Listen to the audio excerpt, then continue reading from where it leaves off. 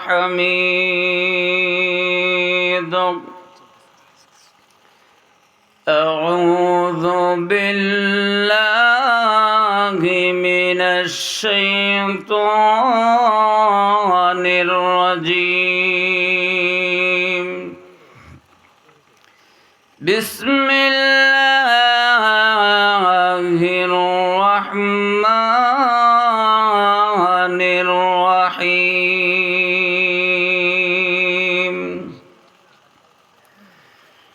إنما المؤمنون الذين إذا ذكر الله وجلت قلوبهم وإذا تليت عليهم آياته زادتهم إيمانا وعلى ربهم يتوكلون.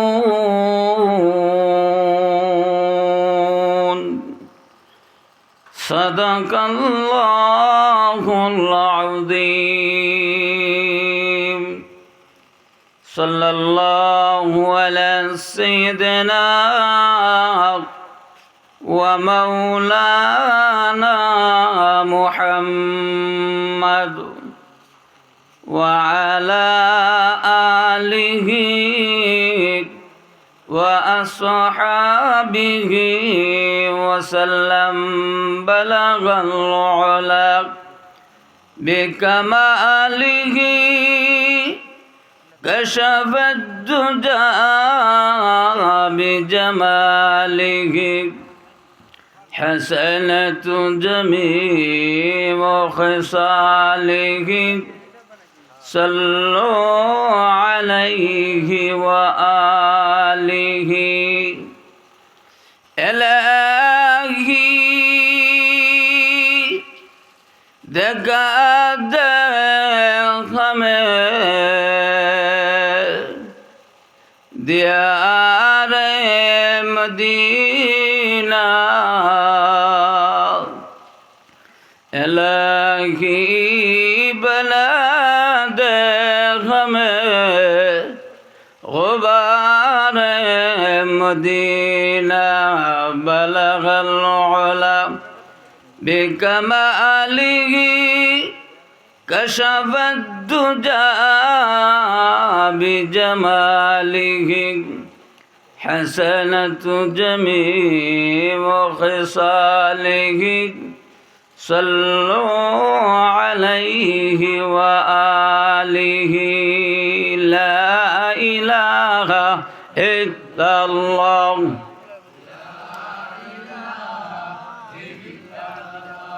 هو لا إله هو لا إله لا إله إلا الله محمد رسول الله صلى الله عليه وسلم. نهايت قابل احترام উপস্থিত কানাইল মোহাম্মদিয়া বাইতুন নূর জামে মসজিদ ও যুব সমাজের উদ্যোগে বার্ষিক ওয়াজ মাহফিলের শ্রদ্ধাভাজন সম্মানিত সভাপতি সাহেব, দিগার উলামায়ে কেরাম, সর্বস্তরের প্রাণপ্রিয় মুসলমান ভাইয়েরা, পর্দার আড়ালের অবস্থানরত অত্যন্ত শ্রদ্ধেয় মা ও বোনেরা, মহান আল্লাহ রাব্বুল আলামিনের দরবারে অসংখ্য অগণিত শুকরিয়া আদায় করেছি যে মহান আল্লাহ রাব্বুল আলামিন অত্যন্ত দয়া করে আজকের এই মাহফিলে আসা এবং বসার যে তৌফিকটুকু দান করেছেন, এই জন্যে অন্তরের অন্তঃস্থল থেকে কালিমাতুশ শুকর আদায় করি। সকলে বলি আলহামদুলিল্লাহ। আমরা এখানে বসছি, এটা হলো জান্নাতের বাগান। কিসের বাগান? জান্নাতের বাগান। জান্নাতের বাগানে কি গুনাহগার যাইতে পারে? আপনি আমি গুনাহ করি কি না? করি না? এখন গুনাহ আসেনি? আছে? ওই গেটের মধ্যে গুনাহ রেখে দিছেন।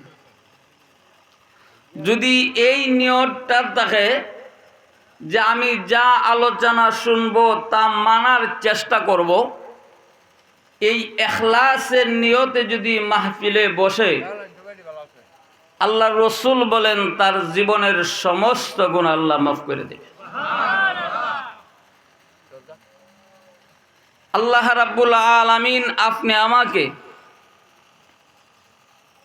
মায়া করে দয়া করে আল্লাহ বানাইছে। মায়া করে বানাইছে কিনা? কতটুক মায়া করছেন? এমন মায়া আর পৃথিবীর কেউ করবে? কেউ করবে না। আল্লাহকে বানাইছি আমি, খাওন কে দেন? সব কিছুর ব্যবস্থা আল্লাহ করে দেন। এরপরে আল্লাহ বলছেন তোমরা যদি আমার কাজ করো তাহলে আমি তোমাদের জন্য জান্নাত রিজার্ভ করে রাখছি। আমরা সবাই এই দুনিয়ার থেকে বিদায়ী হয়ে কবরে যাইতে হবে। মরণ হবে কিনা? আমাদের চাল চলনে বোঝা দা আমরা মরতাম না, ঠিক না? মরণ লাগবো তো, বিশ্বাস আছে? আল্লাহ নিজে বলেন কুল্লু নাফসিন যায়িকাতুল মাউত।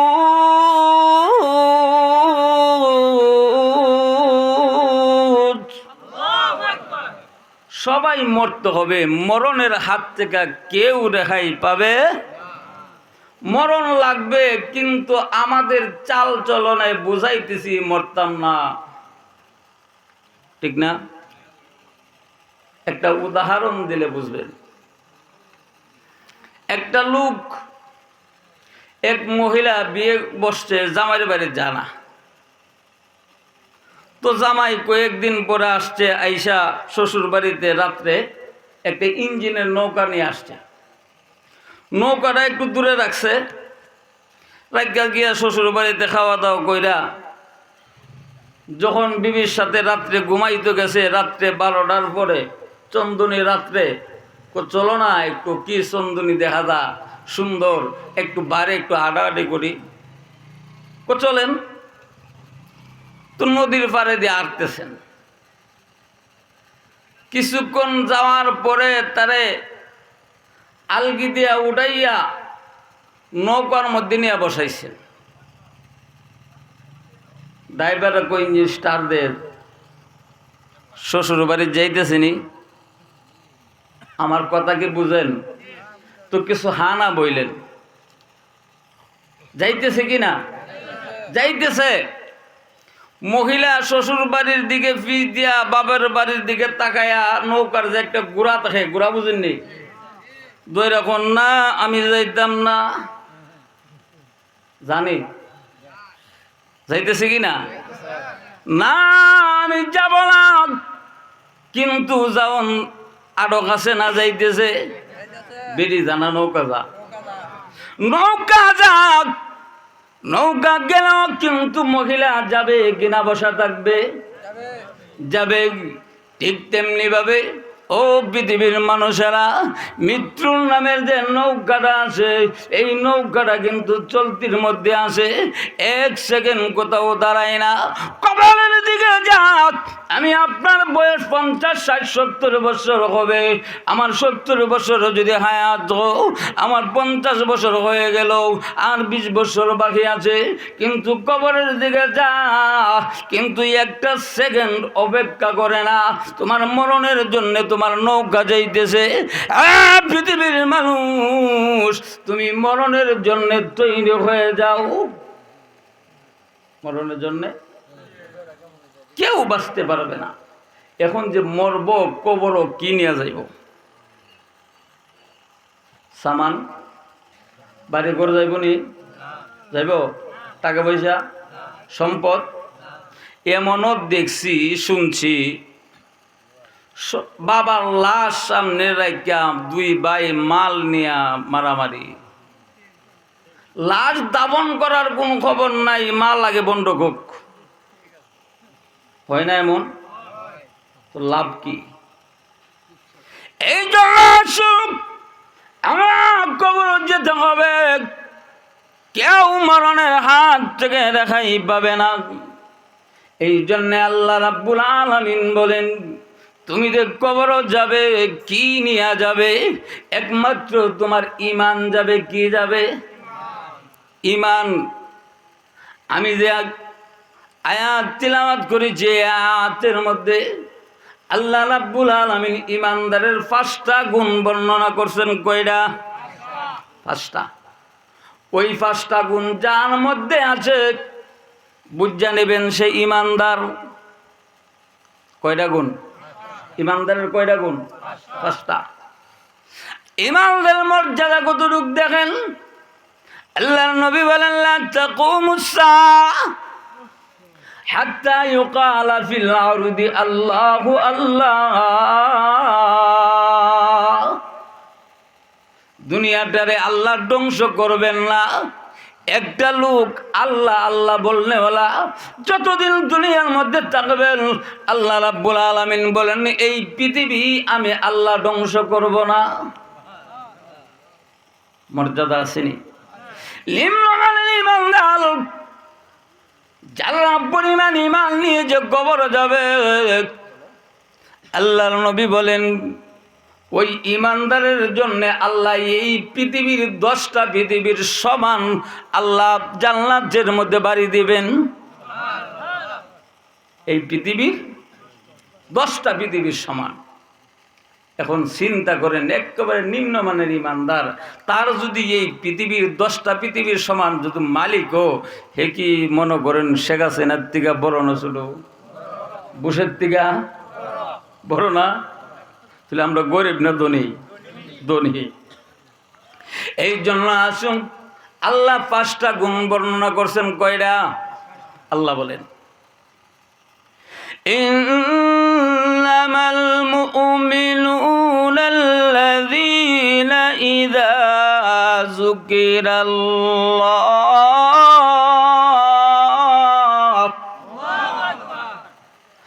ঈমানদারের প্রথম নম্বরের গুণ হইল, যখন আল্লাহর জিকির করবে। কি করবে? জিকির। ওয়াজিলাত কুলুবুহুম, তার কলবের মধ্যে, আত্মার মধ্যে শান্তি লাগবে। সুবহানাল্লাহ বলেন না? আল্লাহর কোরআন যখন পড়বে মজাই লাগে, বেমজা কোনোদিন লাগে না। লাগে? আপনারা মসজিদে গেছেন, গিয়া দেন ইমাম সাহেব প্রত্যেক রাকাতে সূরা ফাতিহা পড়েনি? কইছেন কোনোদিন ফালদাইলাও? আপনার মসজিদে শুনে গেছেন, গিয়া ঢাকা বাইতুল মুকাররমে গেছেন, ও মা, বাইতুল মুকাররমের মসজিদের ইমাম আর আপনার বাড়ির ইমাম কি সমান? সমান? সমান? ইহানো গেছে, ইহানো ইমাম সাহেব এই গিয়া দেয় প্রথম রাকাতে সূরা ফাতিহা পড়ে। পড়ে কিনা? আলহামদুলিল্লাহি রাব্বিল আলামিন।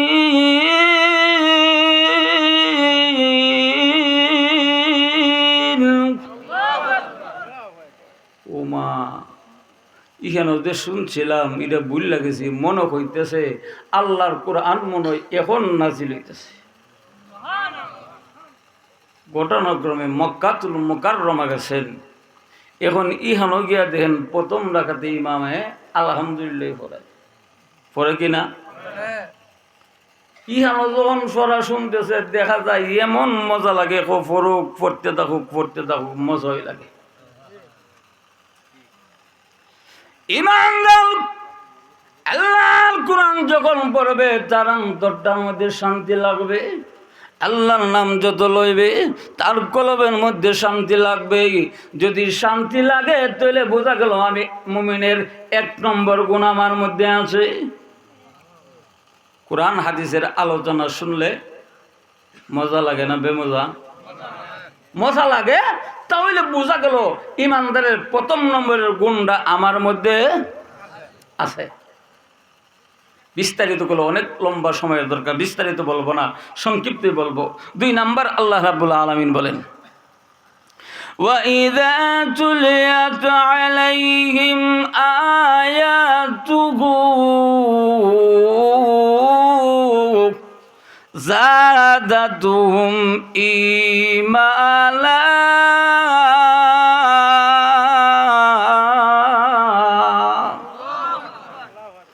2 নাম্বার মুমিনের গুণ হইল যখন আল্লাহর কোরআন তেলাওয়াত করে তার ঈমানের স্পিড বেড়ে যায়। সাহাবায়ে কেরামের দিকে লক্ষ্য করে দেখুন, একজন সাহাবী যখন তরবারি চালা, দেখা যায় আকাশ থেকে 1-2টা তরবারি না, হাজার হাজার তরবারি পড়ে। ওই সাহাবী যখন যুদ্ধের মাঠে যাবে, ডাক দিলেন, কে আছো তোমরা? আসো। একটা যুবক আসছেন, সে 1000 যুবকের সাথে যুদ্ধ করতে পারে, তারে প্রতিবাদ প্রতিরোধ কে করবে? আমি করব। অবশ্য কে করবে? ওই যুবক ওই দাঁড়াইল, অবশ্য 3 বার দাঁড়ানোর হয়ে বেটা লাভ দিতে দাঁড়াস, পারবে এই লোকের সাথে? হ্যাঁ পারবো। বলে কেমনে? সাক্ষী হইল আমার আল্লাহর কোরআন। 2 নাম্বারের নবীর হাদিস, আল্লাহ বলেন, ওয়ালা তাহিলু ওয়ালা তাহজানু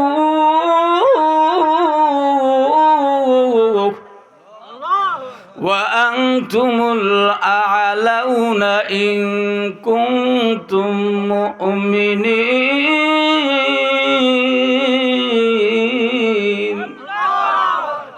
তোমার ভয় নাই, পেরেশানি নাই, চিন্তা বলতে কিছু নাই যদি মুমিন হতে পারো। যদি আমি মুমিন হই, অবশ্যই আমি হইলাম জিন্দা আর তারা হইল মরা।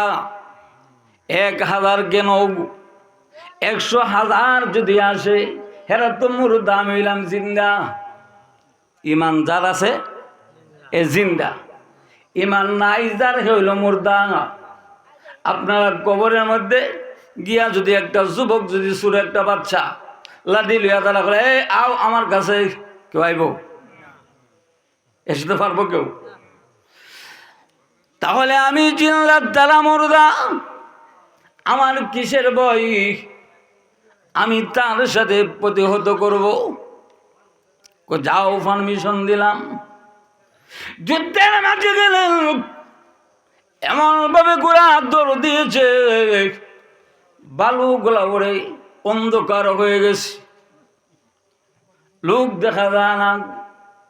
সন্ধ্যা হয়ে গেল, তখন সেনাপতি গেলেন, যারা শহীদ হয়েছে তাদেরকে দাফন করবে, আর যারা আহত হয়েছে তাদেরকে নিয়ে আসবে।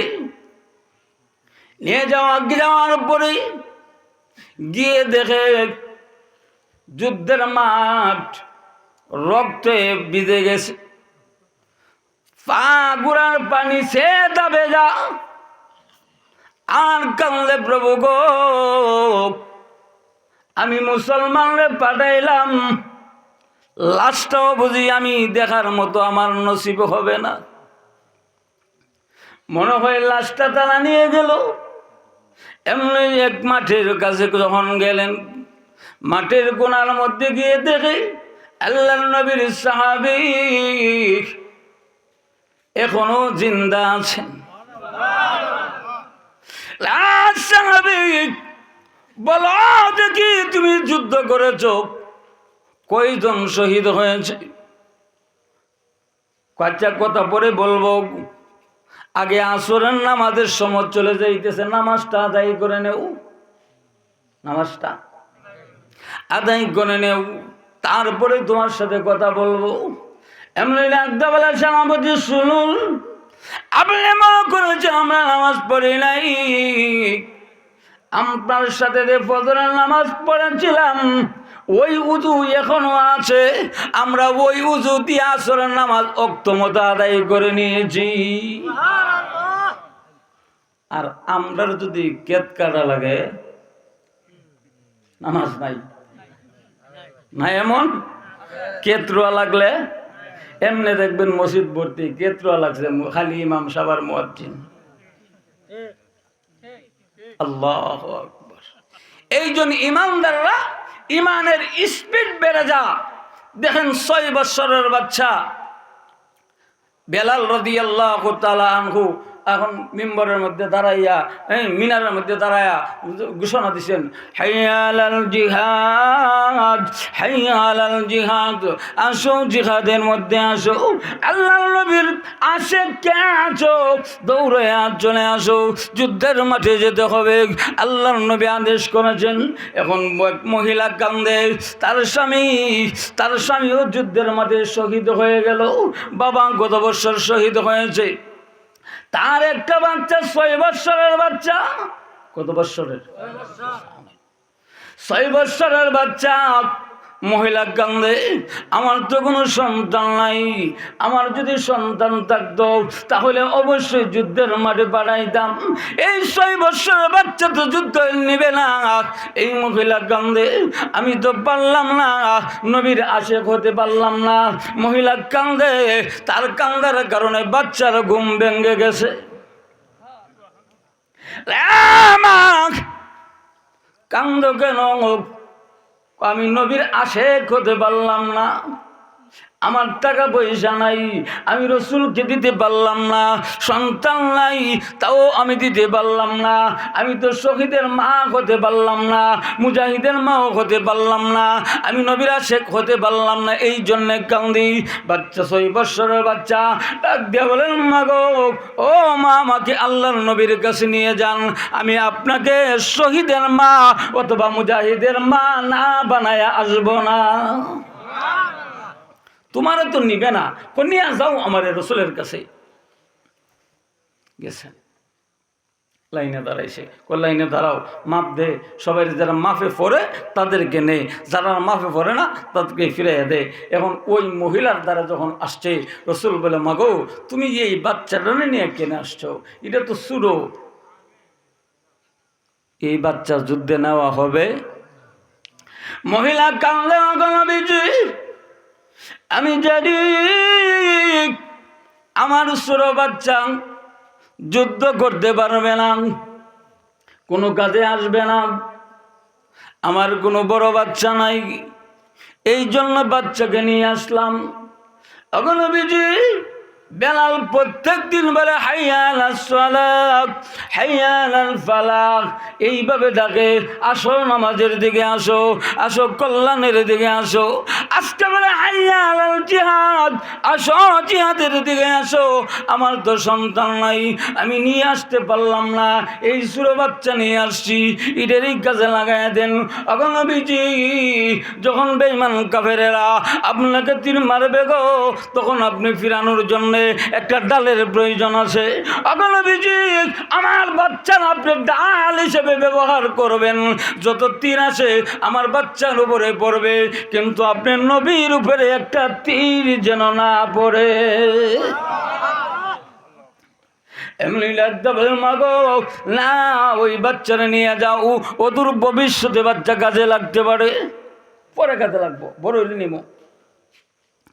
এমনি কাঁদে, এমনি বাচ্চা লাগতে বলে, মা, ও মা,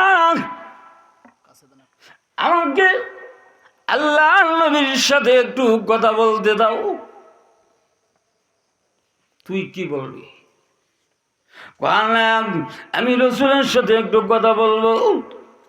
সালাম দিয়া বলে, ইয়া রাসূলুল্লাহ, ইয়া হাবিবাল্লাহ, ওগো নবীজি, আমি দেখেছি আমার মা যখন চুলার মধ্যে আগুন দেয় তখন ছোট ছোট লাকড়ি দেয়। আগে আগে কি লাকড়ি দেয়, নাকি আগুই বড়গুলা দিয়ে দেয়? এখন নবীজি আগে ছোট ছোট লাকড়ি দেয় আগুনটা ধরানোর জন্য। এরপরে বড় লাগিয়ে দে আমার নবীজি আমাকে যুদ্ধের মাঠে পারমিশন দেন, আমি যুদ্ধের মাঠের মধ্যে আগুনটা লাগাইয়া দেই, তারপরে বড় বড় লাকড়ি দেওয়া হবে। আবার নবীজি আমি আমার মাকে ওয়াদা দিয়েছি, হয়তো শহীদের মা আর না হয়তো মুজাহিদের মা না বানাইয়া আমি ফেরত যাব না, আমাকে পারমিশন দিয়ে দেন। আল্লাহর নবী বলেন, যা এ 6 বছরের বাচ্চা যাও, আমি তোমাকে পারমিশন দিয়ে দিলাম। যখন আল্লাহর কোরআনের আয়াত পড়ে জীবন দিতে একটু চিন্তা করে, মুমিনের কয় নাম্বারের গুণ? কত নাম্বার? 2 নাম্বার। 3 নাম্বার আল্লাহ বলেন, ওয়া আলা রাব্বিহিম ইয়াতাওয়াক্কালুন।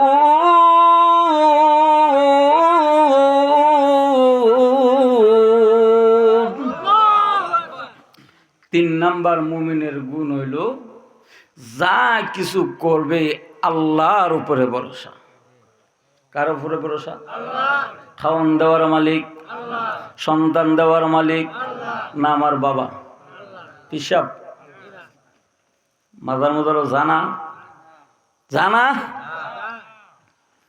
আমি দেখছি মৌলভীবাজার গেছিলাম এক প্রোগ্রামে, যাওয়ার কাছে রাস্তার পাশে একটা মাজার, ওই লোকটা টাকা নিয়ে গেছে, টাকা নিয়ে দেওয়ার পরে ওই লোকটা মাজারে গিয়ে সাথে দেখেন, বাবা আমি কষ্ট করে টাকাগুলা জোগাড় করছি, লয়ে গেছে সুরে, তুমি এটার বিচারটা করো। নাউজুবিল্লাহ কইতেন না? ইমান আছে? ইমান আছে? আল্লাহ ছাড়া পৃথিবীর কারো কাছে মাথা নত করা। আল্লাহ বলেন, মান ইউশরিক বিল্লাহি ফাকাদ হারামাল্লাহু আলাইহিল জান্নাহ ওয়া মাআওয়াহুন নার।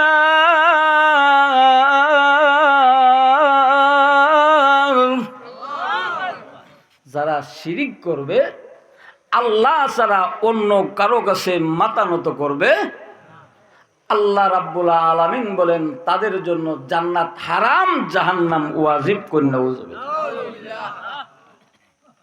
সন্তান দেওয়ার মালিক আল্লাহ, খাওয়ান দেওয়ার মালিক আল্লাহ।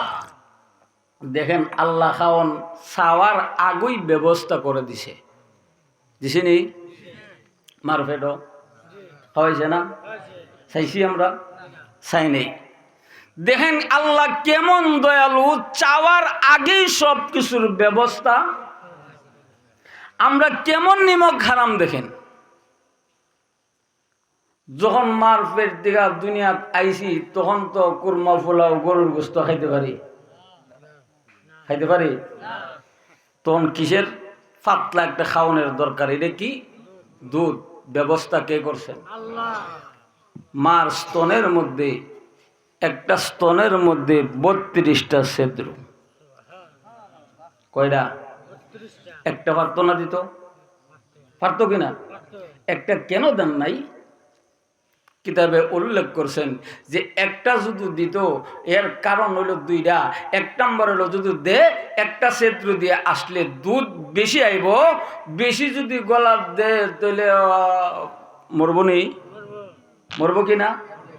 এই জন্য বেশি গলার মধ্যে আটকা পড়ে মারা যাবে, এই জন্য একটা দেয় নাই, 32টা দিছে। আরেকটা কারণ হইলো একটা যদি দিত কোনো কারণ বশত এটা সেতুটা বন্ধ হয়ে গেছে গা, এখন কি আর খাইতে পারবো? বন্ধ। এই জন্য আল্লাহ বললেন আমি আল্লাহ একটা ছিদ্র দেই নাই, 32টা ছিদ্র আমি আল্লাহ দিয়েছি। আস্তে আস্তে যখন তরল দুধটা আসবে, এত গরম দেয় নাই, যদি বেশি গরম হয় তাহলে তোমার জিহ্বা পুড়ে যাবে, মুখ পুড়ে যাবে। আবার ঠান্ডা যদি হয় নিউমোনিয়া লেগে যেতে পারে, ঠান্ডা লেগে তোমার নিউমোনিয়া হয়ে তুমি মারা যাবে। আমি আল্লাহ এমন গরম রাখি নাই, আবার ঠান্ডাও রাখি নাই, মিডিয়াম পন্থায় আমি আল্লাহ খাওয়ান পৌঁছায় দিয়েছি। সময় ফেটটা বড় না ছোট? ছোট, বেশি খাওয়ান যখন একটু বড় হয়েছে, পেটটা বড় হয়েছে কিনা, এখন তো খাওয়ান বেশির দরকার না কম, বেশি। এখন আল্লাহ তোর দাঁতের ব্যবস্থা করলাম। দাঁত চাইছেন, দাঁতের শক্ত খাবার খাইবা, এই জন্য আমি আল্লাহ দাঁত দিলাম। যে জিনিস আমি চাই নাই, আমার আল্লাহর কাছে আমি দাঁত চাই না, এরপর আমার আল্লাহ ব্যবস্থা করে দিয়েছে। শক্ত জিনিস খেতে হবে, তোমার পেট বড় হয়েছে, খাবার বেশি খাওয়ার দরকার, এই জন্য দাঁতের ব্যবস্থা আল্লাহ করে দিয়েছে। এটা আল্লাহর কাছে চাই নাই। বললো তুমি আমার কাছে চাও নাই, আমি আল্লাহ ব্যবস্থা করে দিয়েছি। আমি আল্লাহ রাব্বুল আলামিনের উপরে ভরসা করো। আমরা মানুষ সবচেয়ে বড় দুর্বল, প্রাণীরা গরু ছাগল এত দুর্বল। গরু ছাগল দেখবেন নিজে কামাই করে রাখা, ছেলে সন্তানের আশা করে, কুরবানি নিজে দিব, কেউ তুমি নাম হই দেও না, এই বছর নিজে নিজে কুরবানি দিয়ে লাগবে। আশ্চর্য লাগে, এমন হয় না? কয়েছে কেমনে নিজে দিবা, আর কয় না আমার যে গাইডা এটার কয়েকটা দেখা বছর দিছে, দেখা বুঝেননি, সার দিছে, কইটার কামাই তো অনেক খাইছি, কখন মনে মনে নিয়ত করছি অনেক কামাই খাইছি, এটা এখন আল্লাহ রাস্তা কুরবানি দিলাম। করে না এমন? মানুষ একটা গাবি মরণ পর্যন্ত সে নিজের কামাই খা, আর আমরা যদি একটু বড় হয়ে যাই, আমার ছেলের দিকে আমি তাকায়া থাকি, আমার ছেলে যদি আমার খাওয়ান দেখ, আমি খাইতে পারি, আর না হইলে উপাস তখন লাগে, আর না হইতে আরেকজনের কাছে হাত পাততে হয়। কারণ আগে 50 কেজি 60 কেজি মাথার মধ্যে নিয়ে যাইতে পারছি, এখন 1 কেজিও নিতে পারি না, নিজের জানের জবাবই দিতে পারি না। এখন আমার রোজায় কামাই রুজি নাই, আমার ধন সম্পদ নাই, আরেকজনের হাতের দিকে আমার তাকায়া থাকতে হয়। আল্লাহ বলে মানুষটা এত দুর্বল, কিন্তু গরু ছাগলরাও এত দুর্বল না। ঠিক নেই? আল্লাহ এত দুর্বল। ও নিমক হারাম বান্দা, গরু ছাগল দেখো একটা গুড়া, মালিকের খাবার খা, কিন্তু মালিকের কতটুকু কৃতজ্ঞতা করে দেখেন। শত্রু বাহিনীর জানে যে শত্রু বাহিনীর সাথে হামলা করতে গেলে তীরের আঘাত আইব, লাঠি সোটার আঘাত আইব নেই, গোড়া কোন যে না মালিক যাইতাম না, গেলে আঘাত আইব কোনদিন কো দৌড়াইয়া যা, হুকুম করতে দেরি, দৌড়াইয়া যাইতে দেরি নাই, শত্রু পক্ষের মাঝখানে গিয়ে ঢুকে পড়ে। ও মানুষ, তুমি কেমন নিমক খারাম, এই গুড়াটারে একটু মালিকে খাওয়ান দিল, পানি খাওয়াইলো, এই জন্য কৃতজ্ঞতা প্রকাশ করে আমার মালিকে আমারে খাওয়া, এই জন্য মালিকের হুকুমটা মুহূর্তের ভিতরে আমি পালন করি। আর মানুষ, তোমার সব কিছুর ব্যবস্থা আমি আল্লাহ করে দেই, এরপর আমার গোলামি করো না। করি? একটা গরু আল্লাহ মালিকের হুকুম পালন করো না। যখন সকালবেলা ফজর আজানের আগেই আলবাত লইয়া জাননি, গরুকে আজ পর্যন্ত কইছে মালিক আজকাল শরীরে জ্বর যাইতাম না, কইছে যা, দৌড়ায় গিয়া মালিকের কাজ করে। আর আমরা এমন মানুষ, আল্লাহ যদি আমার হুকুম পালন কর না, আমার ক্ষেত্র আগে, আমার ব্যবসা আগে। একটা ফাঁকি কয়শখানি জমিন আছে, আছে ব্যাংক ব্যালেন্স কিচ্ছু নাই, উড়াল দিয়া যখন যা, আর আল্লাহর উপরে ভরসা করে, কার উপরে? প্রভু সলমদ্দির ক্ষেতের মধ্যে ধান পাকা, ওই জায়গার মধ্যে গিয়ে খাইতে পারতাম, চতুর্দিকে জাল দিয়া বেষ্টন করে রেখেছে, আল্লাহ খাইতে পারি না, কি খাবো? আল্লাহ তোমার উপরে ভরসা করে আমি চলে গেলাম, আল্লাহ তুমি আমার খাওয়ানোর ব্যবস্থা করো। সুবহানাল্লাহ। কার উপরে ভরসা? আল্লাহ রাব্বুল আলামিন এই পানির ব্যবস্থা, খানার ব্যবস্থা করে দে, নিজে পেট ভরে খা, আবার বাচ্চার জন্য নিয়ে আসে। আমরা ভরসা কার উপরে করব? আল্লাহর উপরে। এক সূরা বেটা দেখেন, ডাকাইতের সর্দার গেছে, মনে করেন আপনারা ময়মনসিং এই নেত্রকোনার একজন দনাইট্য লোকের বাড়িতে, পাঁচকা ওনার বাড়ির ডাকাতি করবো, কিন্তু গিয়া চেষ্টা করে সেটা ডাকাতি করতে পারে নাই। না করার পরে এখন চলে যাইতেছে, রাস্তার পাশে দিয়া যা আর দেখা যা রাস্তা পাখি আইনা খাওয়ান দিতেছে। সুবহানাল্লাহ কইতেন না? তো ডাকাত বেটা সাহস কম না বেশি? বেশি। গাছের কাছে গেছে, গিয়া দেখে বিরাট বড় এক অজগর সাপ। ওই সাপের মুখের মধ্যে পাখিটা খাবার দিতেছে, আর সাপটা আল্লাহর কাছে কাঁদতেছে। কার কাছে? প্রভু,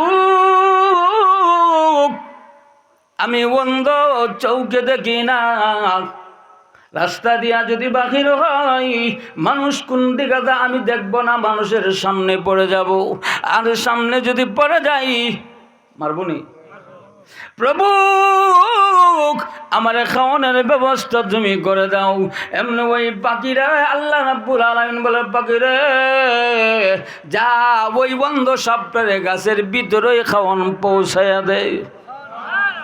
ডাকাইতের সর্দার জামা ছিঁড়ে আর করতাম না, আর করতাম না, সব দৌড়াইছে। আমরার মালিকের মনে বিপদ হয়েছে, দৌড়াই হোক কি হয়েছে, আর ডাকাতি করবো না। আর ডাকাতি কেন করবেন না? আমি আশরাফুল মাখলুকাত, আমি সৃষ্টির সেরা। একটা সাপ যদি ওই জায়গার মধ্যে অন্ধ সাপ, তার খাওয়ানোর ব্যবস্থা যদি আল্লাহ করে দিতে পারে, আমার খাওয়ানোর ব্যবস্থা করবে না কেন? আজ থেকে আর ডাকাতি করব না, আর চুরি করব না, আমার খাওয়ানোর ব্যবস্থা আমার আল্লাহ করে দেবেন। আমরা ডাকাতি সারলাম স্যার, এখন কই ওন মক্কাতুল মুকাররমা আল্লাহর গড় তোয়াফ করার জন্য রওনা দিছে। কাপড় সাপড় তো নাই, এক এলাকায় গেছে, যাওয়ার পরে এখানে শীত, প্রচণ্ড শীত শুরু হয়েছে। এখন খালি গিয়ে এখন সর্দার সাপ আপনার কথা মান্না ডাকাতি সারলাম, এখন কাপড় সাপড় নাই, শীতে এখন মরণ লাগবো। একটু ইশারা দেন, এই এলাকার থেকে শুরু করে কাপড় মরণ হতে পারে, কিন্তু চুরি আর করব। পরের দিন সকালবেলা এক বুড়ো মহিলা লাঠি ভর করে করে আসলেও এসে বলেন, ইমুক নামের আল্লাহর ওলি আসেননি? দেখাই তো আর সহ্য, আমি তো এই এলাকার জীবনে কোনোদিন আইসি না, চুরি করতে মাইলাম না।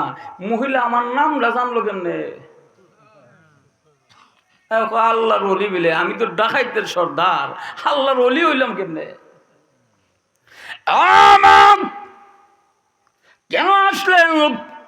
কই দেখো আমার সন্তানের জামা গোলাম, এই জামা গোলা আমি তোমাকে দান করে দিলাম। মাগো, আপনি আমার নাম জানলেন কেন? কিভাবে নামটা জানলেন? এই এলাকাতে তো আমি কোনো সময় আসি নাই, আমার নামটা আপনি কেমনে জানলেন? আর আপনার বাড়িতে কি কোনো ফকির মিসকিন আসে নাই? আপনার পারতেন আপনি কাপড়গুলো অন্য কাউকে দিয়ে দিতেন। বুড়া মহিলা কান্দে আর বলে, আল্লাহর ওলি, আমি গত রাত্রে স্বপ্নে দেখেছি আল্লাহর নবী রাহমাতুল্লিল আলামিন আমাকে বলতেছে, এমক নামের একজন ওলি আছে, ওই জায়গার মধ্যে শীতে কষ্ট করতেছে, তোমার সন্তানের জামা কাপড় ওই ওলিরে তুমি দান করে দাও। ডাকাইতের সর্দার আল্লাহ। তো খাওয়ানোর ব্যবস্থা, পরনের কাপড়ের ব্যবস্থা কে করেন? ইমানদারের 3 নাম্বার গুণ হইল, যাই কিছু করবে ভরসা কার উপরে করবে? আমার ছেলে দিবেন, সম্পদ, সব কিছুর ব্যবস্থা কে করবেন? আল্লাহ। আমার কাজ হলো আমি একটু চেষ্টা করতাম। কি করতাম? আচ্ছা বলেন তো দেখি, আপনারা যে জমির মধ্যে ধান লাগান, লাগানোর পরে উপরে যে একটা ওই পাতলা যে একটা ফুলের মতন ওইটারে কি কম?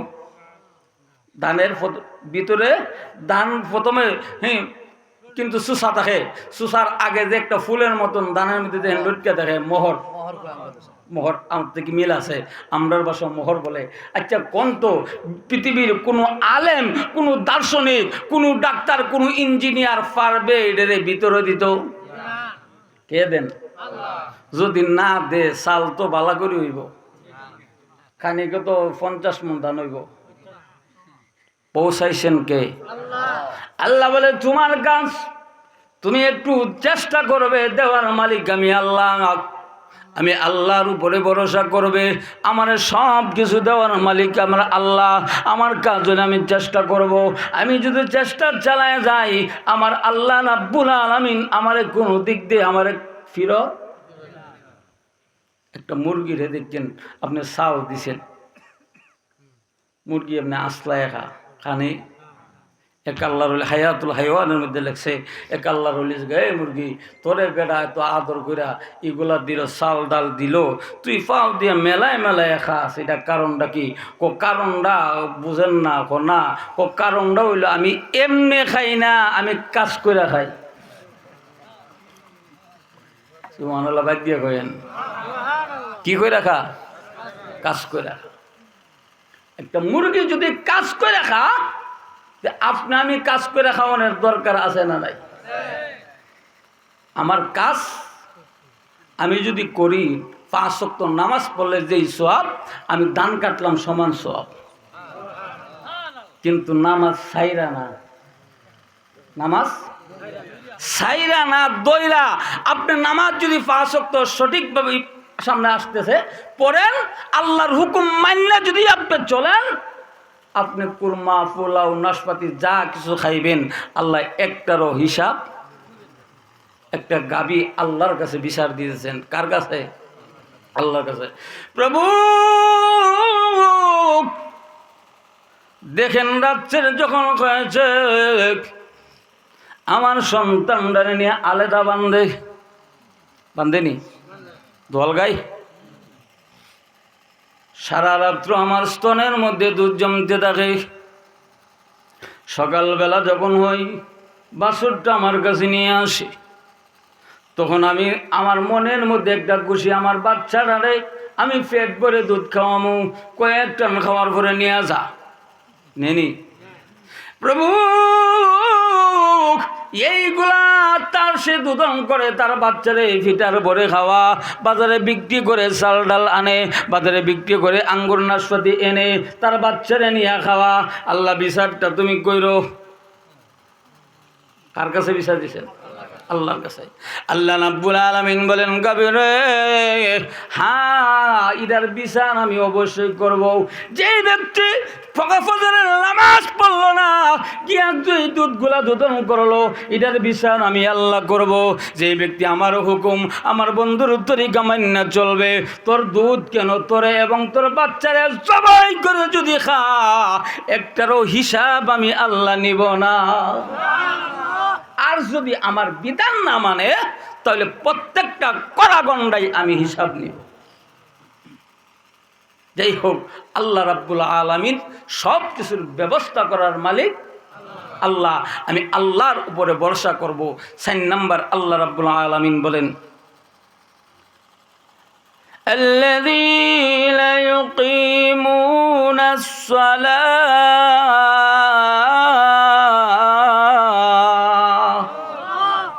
4 নাম্বার মুমিনের গুণ হলো 5 ওয়াক্ত নামাজ কায়েম করবে।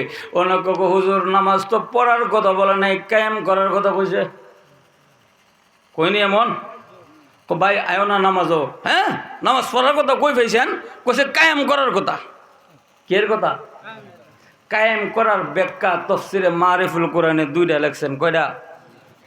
একটা হইল নামাজের রুকু সেজদা সঠিকভাবে দৃঢ়স্থিরভাবে পুঙ্খানুপুঙ্খানুভাবে আদায় করার নাম হইল নামাজ কায়েম। আমরা নামাজ পড়ি আল্লাহু আকবার কইয়া রুকুতে গেছে, আবার ভালো হয়ে সিধাও না, আবার সেজদার জায়গা না, এমন মুসল্লি নামাজ হইব? রুকুর থেকে সুদাওয়ান ওয়াজিব, সুদাওয়ান ওয়াজিব। ওয়াজিব যদি তরক সহসিয়া দিলে নামাজ হইব? আচ্ছা সহসিয়া দেখেও নামাজ হইব? কিয়ামত পর্যন্ত নামাজ পড়তে পারবেন, কিন্তু নামাজ হবে? নামাজটা পড়ন লাগবো। রসুল যেইভাবে পড়ছেন, সাহাবায়ে কেরাম যেইভাবে পড়ছেন, এইভাবে আমার নামাজ পড়তে হবে। আল্লাহ নবী রাহমাতুল্লাহ একদিন নামাজ নামাজের ভিতরে এমনি হাত বানাইয়া দিলেন। সাহাবায়ে কেরাম নামাজও হাত বানাইছে।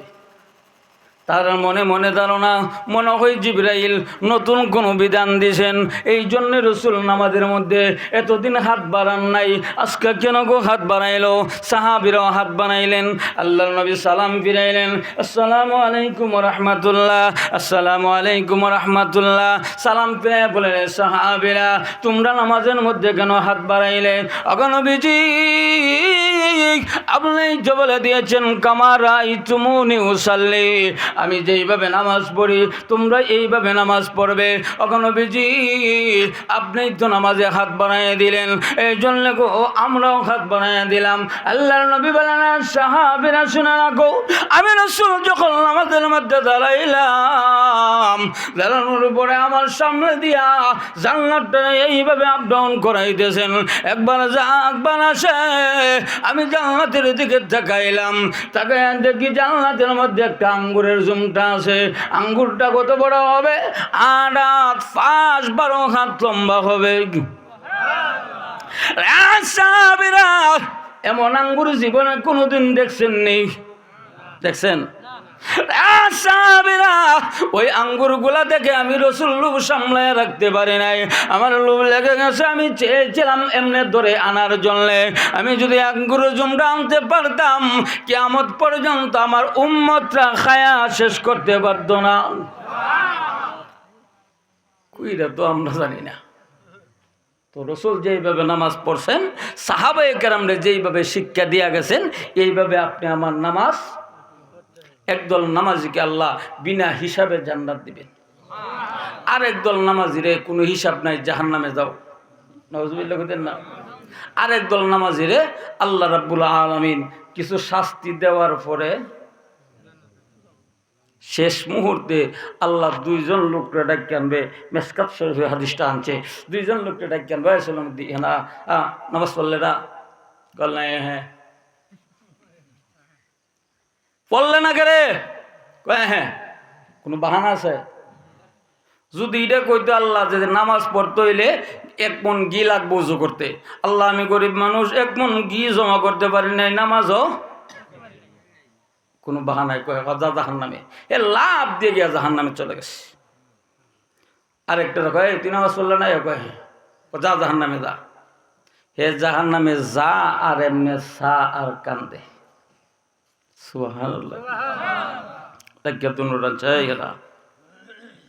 তোরে কইলাম তুই জাহান্নামে যা, তুই লাভ দিকে পড়লে। প্রভু আপনার কথা, অনেকগুলা কথা আমি লঙ্ঘন করেছি, যতটুকু আযাব আমাকে দিয়েছেন আমি চাই না আযাব আরটু বাড়ুক, আরো যদি আযাব বাড়ে আমি বরদাস্ত করতে পারবো না। আপনি বলেছেন জাহান্নামে যাওয়ার জন্য, আপনার কথা দুনিয়াতে মানি নেই, এই জন্য জাহান্নামে আসছি। এখন যদি আবার কথা না মানি, জাহান্নামের আযাব বেড়ে যেতে পারে। যেন আযাব না বাড়ে এই জন্য লাভ দিয়ে গিয়ে জাহান্নামে পড়েছি। আরেকটা কারণ হলো প্রভু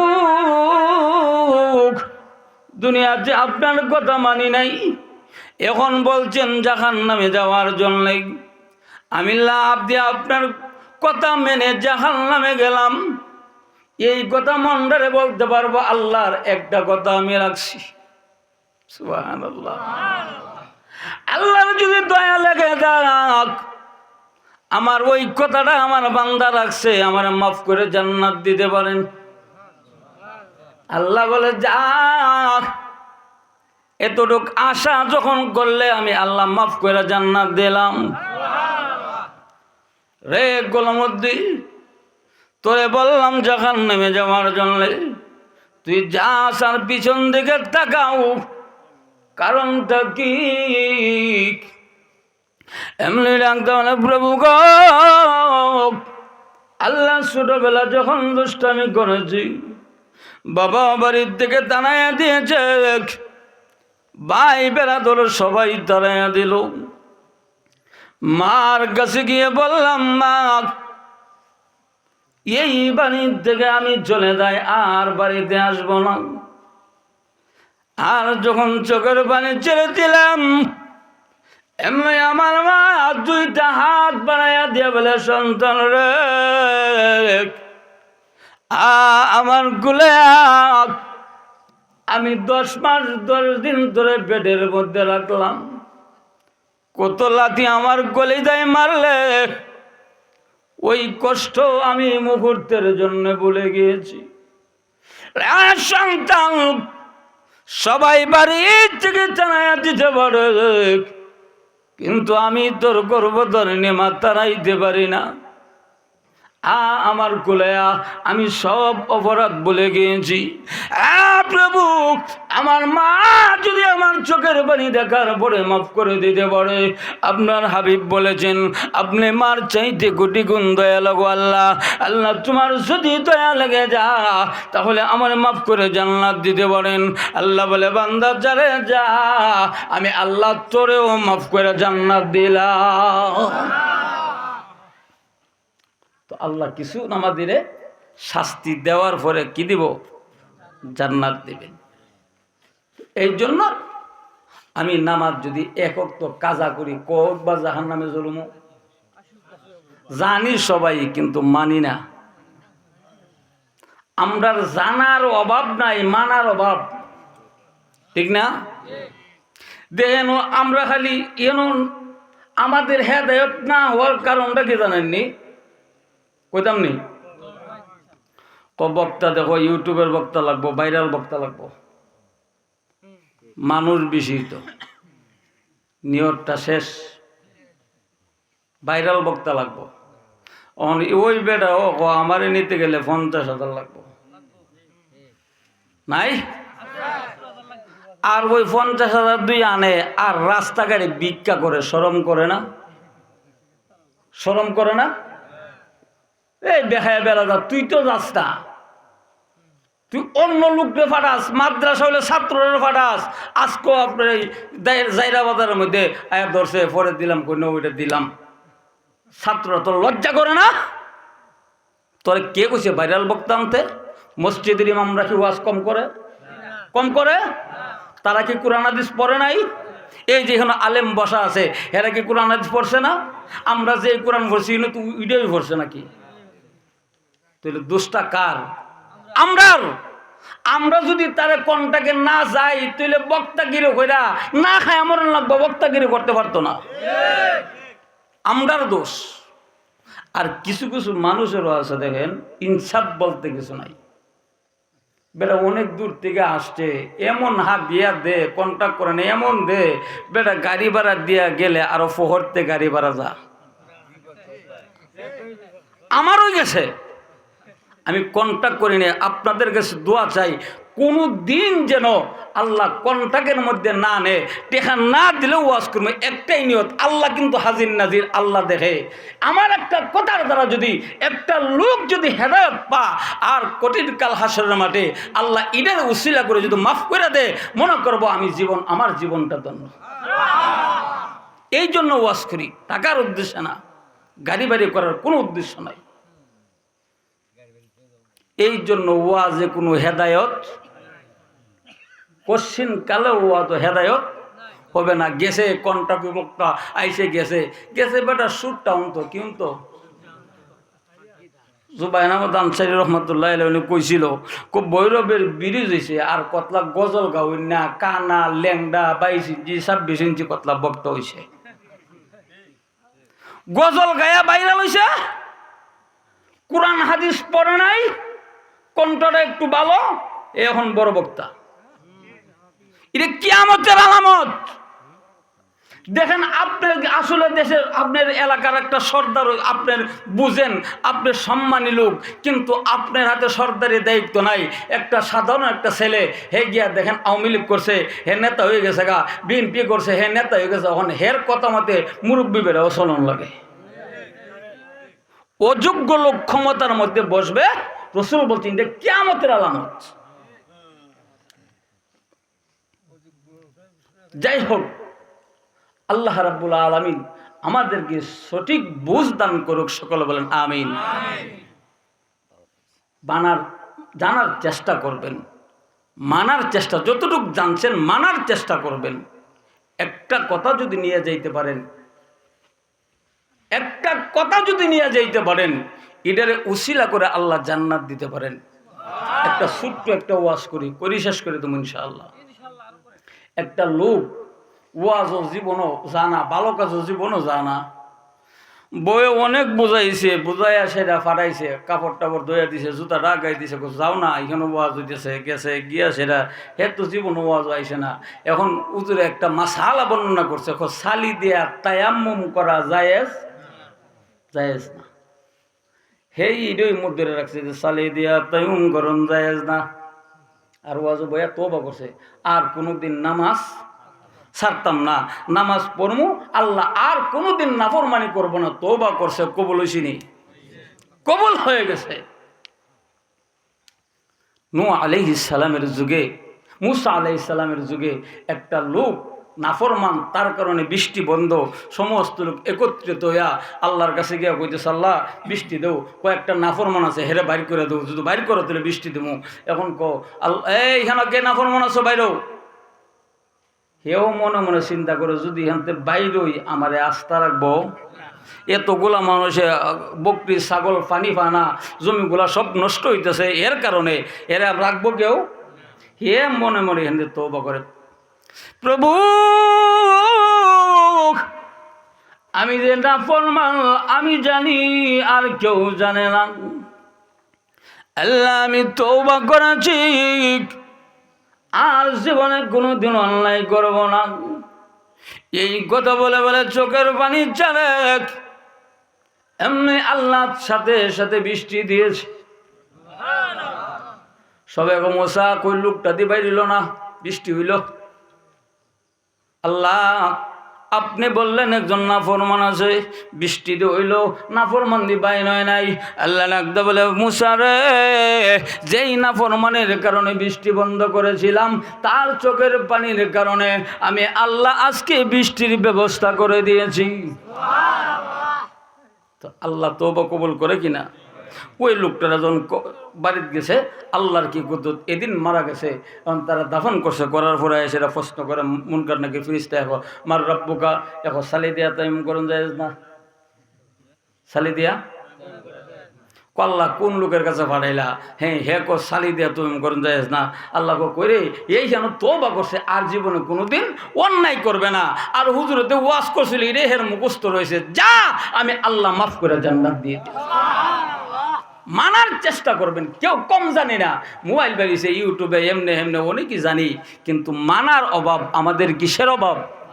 মানার অভাব। এই জন্য আল্লাহ তাআলা আমাদেরকে মানার তৌফিক দান করুক, সকলে বলেন আমিন। ৫ নম্বর মুমিনের গুণ, আল্লাহ রাব্বুল আলামিন বলেন, ওমিম্মা রাযাকনাহুম ইউনফিকুন, আমার দেওয়া সম্পদ, সম্পদ কার দেওয়া? আল্লাহর দেওয়া। আল্লাহর দেওয়া সম্পদ আল্লাহর রাস্তা খরচ করা, এর উপরে পুরস্কার আছে। যাক রাখলাম, যদি কোনো সময় আবার সামনে যদি দেখা হয় ইনশাআল্লাহ, এইগুলা ৫ নম্বর পুরস্কারটা, এই মুগুন্ডা এবং পুরস্কার কি? আল্লাহ 3টা পুরস্কার, অত্যন্ত গুরুত্বপূর্ণ 3টা পুরস্কার দিবেন। আল্লাহ তাআলা আমাদেরকে তৌফিক দান করুক, সকলে বলেন আমিন। ওয়া আখির দাওয়ানা আনিল হামদুলিল্লাহি রাব্বিল আলামিন।